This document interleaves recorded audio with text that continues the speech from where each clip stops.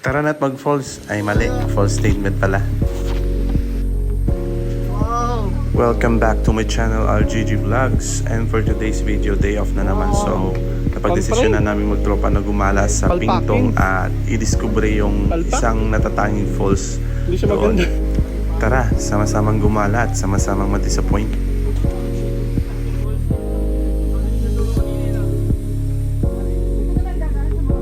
Gaga ka ba? May kulang yan, bay. Ayan nga pre, so nagluto muna kami bago kami bumatse doon sa falls para hindi kayo magugulan sa daan at para makatipid na din. At ayan nga minalas kasi hindi namin na-check yung weather na uulan ngayon. Bago nga umalis minalas ako kasi natumba yung motor ko na nadulas yung likod ng gulong ng motor ko. So nawagayong pa ako pero go pa din tayo sa gala kasi sayang yung araw. Yan pala si Bay, natatanging chicks ng grupo. Wag lang kayo magkamali na pagkamalan na babae paglasing. Kasi long hair. Nagugutom na kasi ako.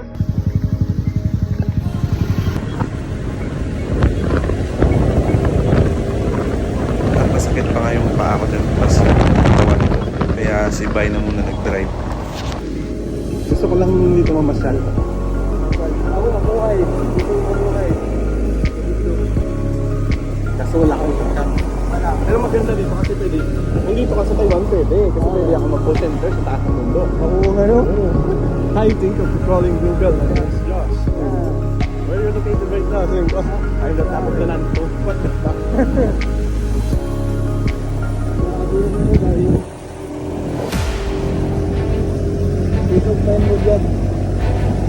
Focus ka lang sa daan diba? Mamaya malingaw ka sa may baka mamaya malingaw ka sa may view. Oo, tapos lipuin na pala. Kita mo yan. Ano? Focus, bye.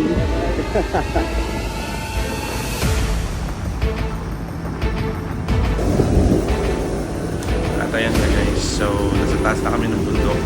So ayan yung daan na binigay sa amin ng Google Maps. So sobrang kabado kami dyan kasi madulas yung daan kasi maulan-ulan tapos makitid lang. Tapos sa gilid yan sa kanang side is bangin. So counting mali lang or pag madulas yung motor mo bangin yung kakabagsakan. So yung kaibigan ko na si Bay, pinahiingat na sa pagdating kasi baka malaglag kami. So magasgasan kami, wag lang bangkay umuwi. So ayan nga, kinakabahan din yung mga tropa. So sabi nila, last na nature trip nila ngayong taon yan. So imbes na mag-nature trip daw sila sa bundok is magdagat na lang daw sila.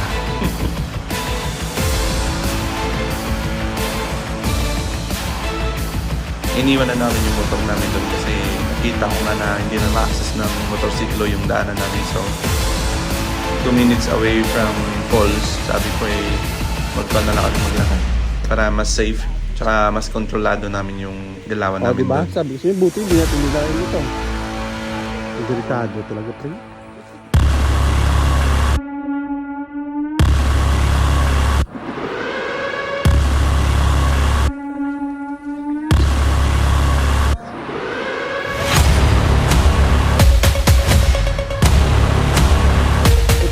Kakaba naman yan.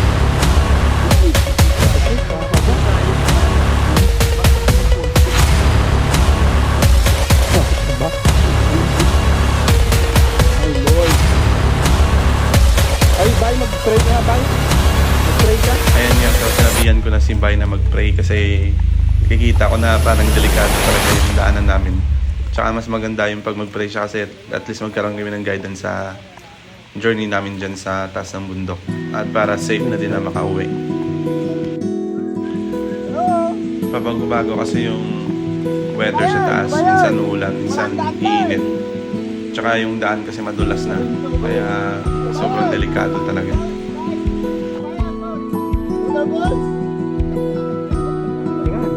Baka isipin, nunog ka nga. Tara!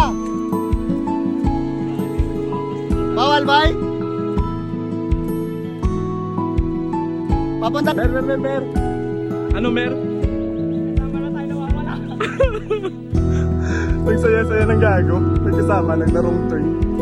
Sobrang tawa ko dyan sa tropa ko na si Elmer kasi sobrang saya niya kasi may kasama na kami ma-disappoint tsaka nawala. Ganito pa. Tsaka napalpak yung lakad nila that day.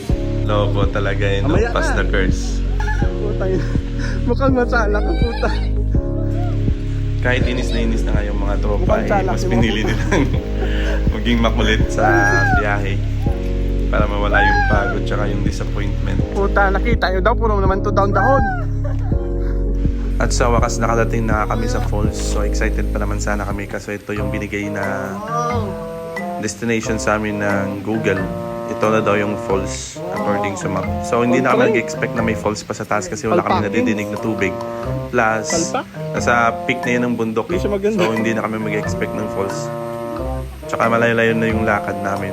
Tapos wala namang nakalagay dun sa map na trail. So mas pinili namin na kumain na lang. Tsaka maya-maya is uuwi na lang din.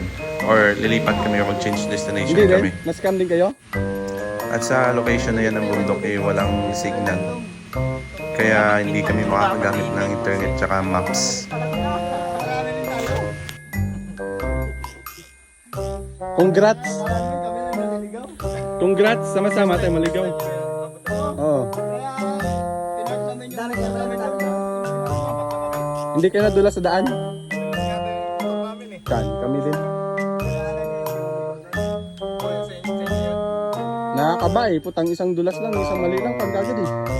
Kabaong. Tara, kain-kain. Congrats, na-scam kayo. At ayan May kasama nga na pre, kami scam. sobrang saya namin dyan kasi Oo. may kasama na kaming naligaw. Sama-sama tayo ma-disappoint.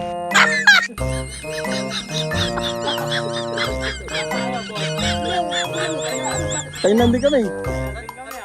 Katcher. Sir, pwede magkalapit yung kang ano kami, Ano? Uni President. Yun sa inyo, malapit sa Sinsi kayo? factory. Oo. Yung sa amin naman, paggawa ng noodles, dito sa may Yungkang. Yun ni President, dyan yung company ng tropa ko eh. Paggawa, mapagkain. Pagkain. Kilala mo si Red Nilo?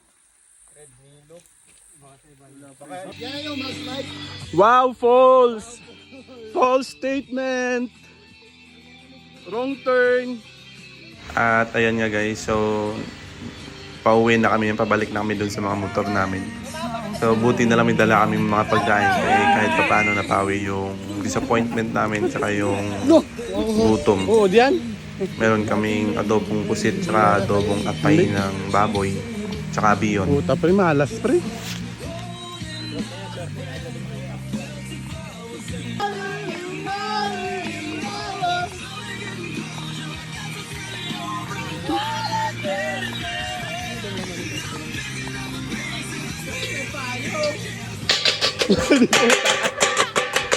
Ito lang yung maganda sa mga tropa ko kahit disappoint na tsaka pagod hindi nawawala yung kulitan.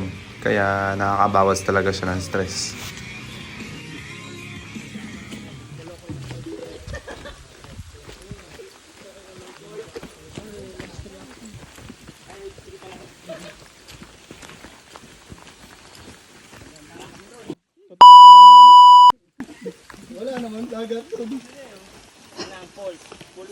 Pag lumaki yung ulan mamaya, gabihin sila dito, mas stranded pa sila dito.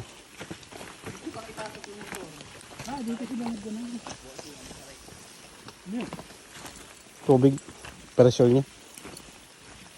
Dito siguro, dadaan ka po dito sa Ford 2 minutes.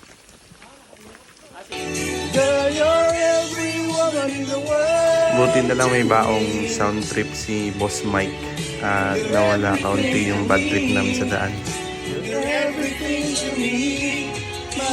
Pakanta-kanta nga lang kami dyan pero sa totoo lang worry na kami yan sa pag-uwi namin sa pagbaba kasi madulas.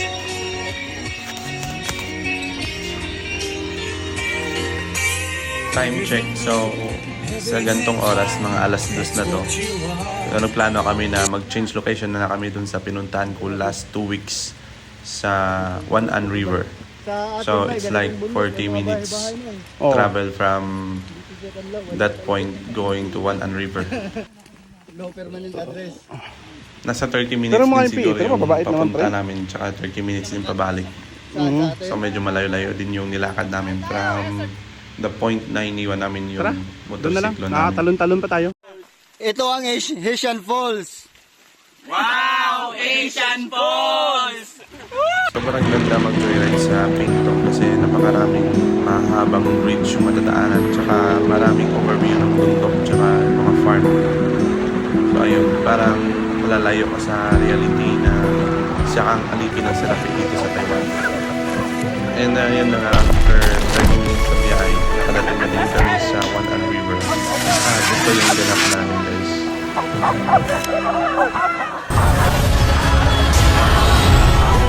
Kahit pa paano feeling safe naman kami kasi alam namin kasama namin si Sangre Elena.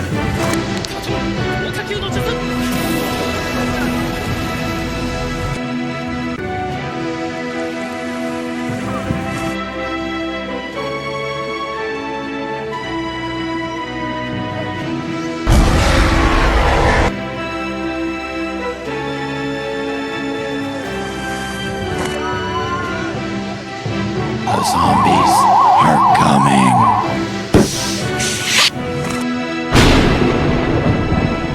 Sana all God of Thunder. Haha. Pagkadating namin yung iba sa amin ay naligo agad at yung iba naman ay nag-prepare na ng mga ihaw-ihaw namin na isda at saka talong. Time check, it's already 3:30 at the afternoon at ilang oras na lang ay didilim na yung daan kaya in-enjoy na namin yung kalikasan guys.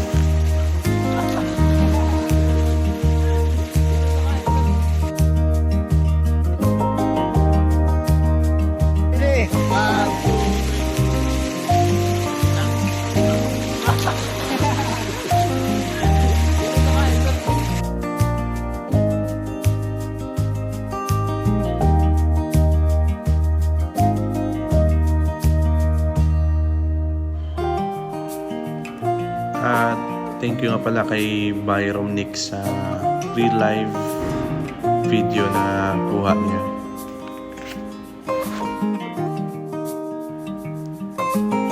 Around 6, so nagpasya na kaming umuwi kasi mabiyahe pa kami from Pingtong going to Tainan. At aabutin ito ng mga 2 oras mahigit.